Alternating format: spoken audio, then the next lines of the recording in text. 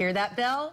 That means it's time to head back to class in Polk County. A big concern this year for Polk administrators is the number of days students will be missing school this year. News Channel 8's Meredith Sensulo is at Cumbie Elementary in Lakeland this morning with details on a new initiative there. Mayor?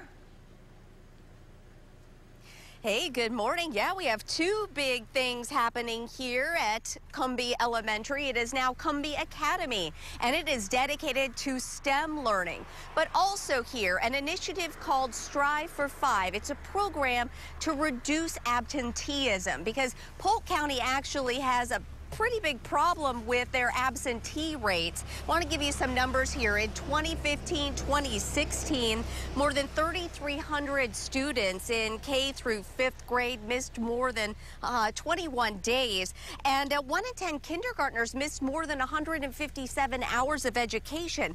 10 missed days is considered chronic, and that breaks down to about 2 days a month.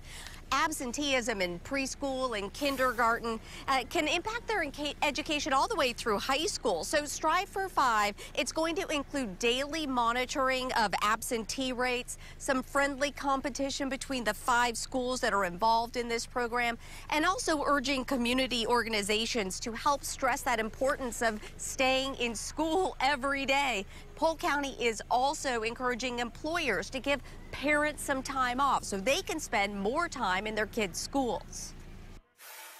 If you have employees that need some volunteer hours, allow them to come and give some of that time during the day to our schools and our students.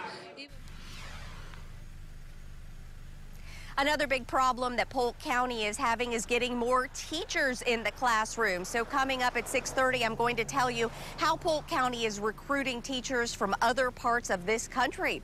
Margot, back to you. All right, Meredith. Yeah, it sounds like they need them. Thank you.